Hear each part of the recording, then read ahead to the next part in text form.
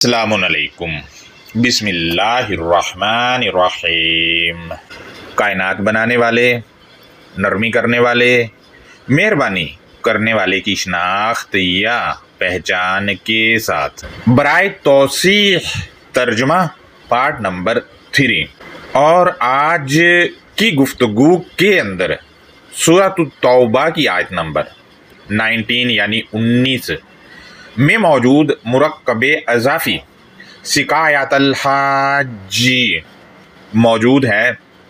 اس کو دیکھیں گے کہ اس کے ترجمہ کا کیا حلیہ بگاڑا ہے اور پھر دیکھیں گے کہ حقیقت کیا ہے اور اس کا معنی کیا بنتا ہے، وہ اینڈ میں آپ سے شیئر کروں گا۔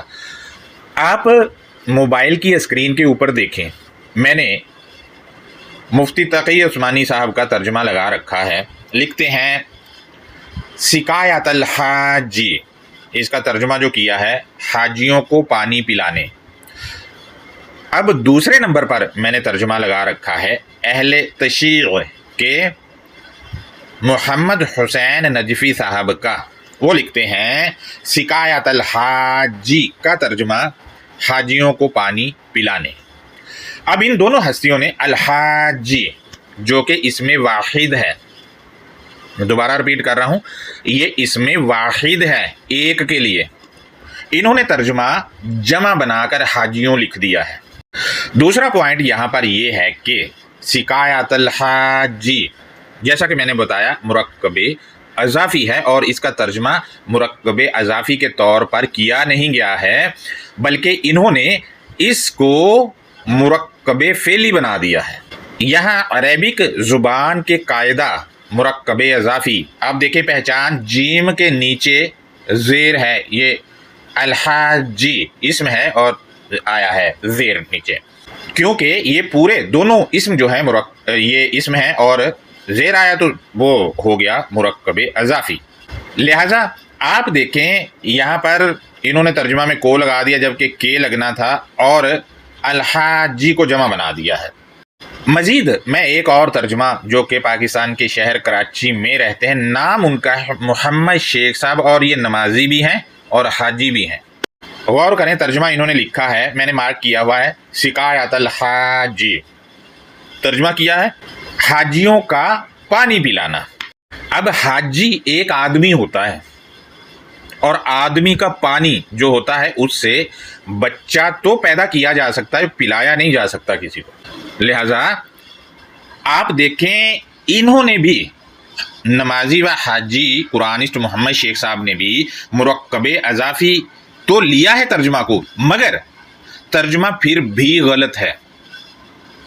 کیوں غلط ہے؟ اس کا جواب یہ ہے کہ الحاجی اس میں واحد ہے لیکن اس نے بھی ترجمہ حاجیوں کر دیا جبکہ ترجمہ حاجی ہونا چاہیے تھا ایک۔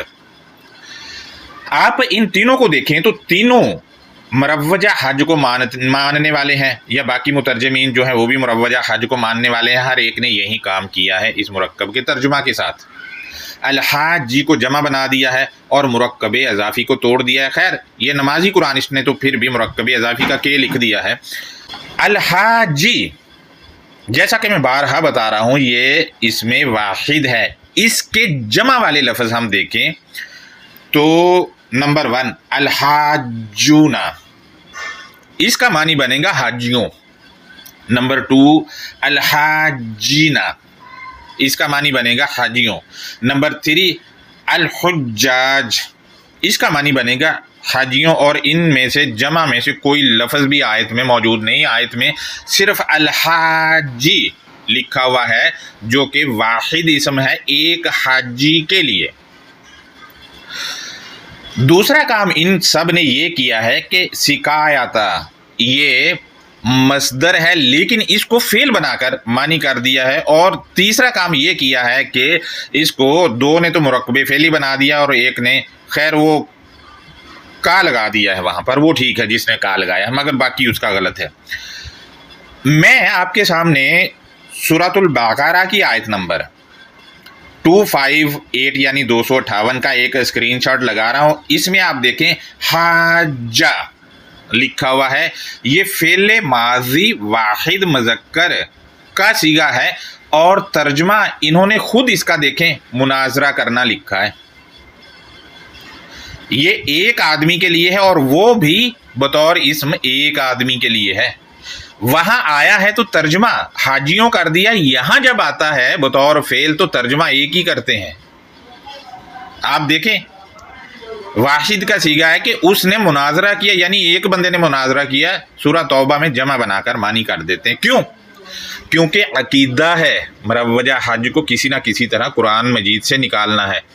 آپ کبھی غور کریں جہاں بھی ان کے عقیدے والی آئے گی، عقیدہ کے خلاف آئے گا تو وہاں عقیدہ گھسیڑتے، وہاں پرواہ نہیں کرتے ہیں یہ لوگ. مثلاً صلاۃ والی آیات ہیں یا حج والی ہیں یا سیام والی، ان میں عقیدہ گھسیڑتے ہیں تاکہ جو ان کا عقیدہ ہے وہ بھی قرآن مجید سے دکھا سکے کہ ہاں دیکھیں یہاں یوں ہے، ثابت کیا جا سکے.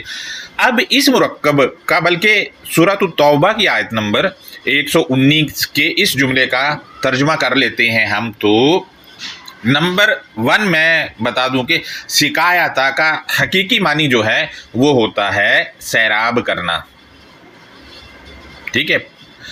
اور اس کا دوسرا حقیقی معنی جو ہے پیمانہ مقرر کرنا، یہ ہوتا ہے. اس کا معنی جو ہے انہوں نے اپنا ہی بنا کے بیٹھے ہوئے ہیں. لہذا آپ دیکھیں ترجمہ کچھ یوں بنے گا. یہ 3 طرح سے میں ترجمہ کروں گا. اجعلتم سقایۃ الحاج، اس کا ترجمہ بنے گا نمبر 1 مناظرہ کرنے والے کا پانی پلانا کیا تم نے بنایا. یہ پانی جو مناظرہ کرنے والے کو پلایا جا رہا ہے وہ پوچھا ہے کہ کیا تم نے بنایا ہے وہ. اب اگر آپ مناظرہ کرنے والے ہیں تو آپ کے لیے جو پانی ہے یعنی مناظرہ کے دلائل وہ اللہ تعالیٰ نے بنائے ہیں، وہ الکتاب میں داخل ہو کے وہ دلائل اٹھانے ہیں، اس کو کہا گیا ہے سکایتا. مناظرہ کرنے والے کا پانی پلانا کیا تم نے بنایا ہے. میں نے نہیں بنایا، نہ آپ نے بنایا، وہ اللہ نے بنایا ہے. الکتاب المبین میں وہ موجود ہے دلائل کی صورت. نمبر 2 اس طرح اس کا ترجمہ اگر ہم پراپر معنی لگا کر کریں تو اجعلتم سقایۃ الحاج، مناظرہ یا دلیل سے بات کرنے والے آدمی کا پیمانہ دلیل کیا تم نے بنایا. نہیں میں نے نہیں بنایا، نہ آپ نے بنایا، وہ اللہ نے پیمانہ دلیل بنا دیا، کتاب میں موجود ہے. ٹھیک ہے.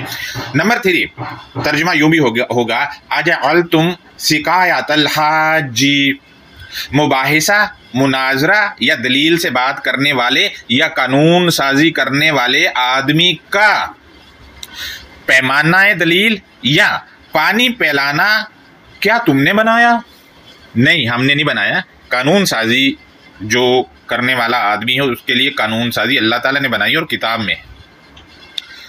یہ اس مرکب کا حقیقی ترجمہ بنتا ہے. انہوں نے کیا نکالنے کے لیے کہ وہ سعودیہ میں بندے حج پر جاتے تو وہاں پانی پلا رہے ہوتے ہیں لوگ، تو وہ ہیں یہ الحاج کو اس وجہ سے انہوں نے جمع بنا دیا. اب کچھ دوست یہ اعتراض کر سکتے ہیں کہ سقایتا میں گول والے تائے پر، جس کو تائے مربوطہ بھی کہتے ہیں، اس پر زبر ہے تو یہ مفعول بھی ہی منصوب ہے تو کو لگ سکتا ہے. دیکھیں یہ مرکب اضافی ہے، اس کے ترجمہ میں جو لگے گا وہ کا یا کے ہی لگے گا. اگر آپ نے کو لگانا ہے تو وہ آگے جائے گا. کیسے آگے جائے گا میں ترجمہ کر رہا ہوں.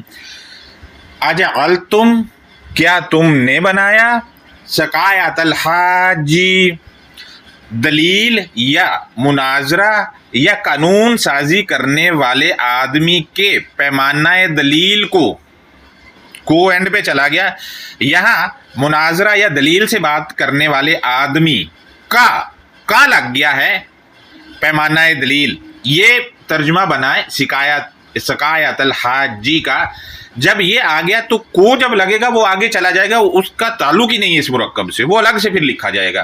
کو لکھا جائے گا مناظرہ یا دلیل سے بات کرنے والے آدمی کے پیمانہ دلیل. یہاں تک مرکب اضافی کا ترجمہ آ گیا، کو آگے چلا جائے گا، وہ اس میں شامل ہی نہیں ہوگا. لہذا یوں کر کے پھر اس کا ترجمہ ہوگا.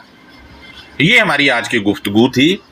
اس پر آپ کا کوئی سوال ہو تو آپ لازمی کریں مجھ سے کامنٹ میں آ کے. اللہ حافظ، اپنا بہت زیادہ خیال رکھیں.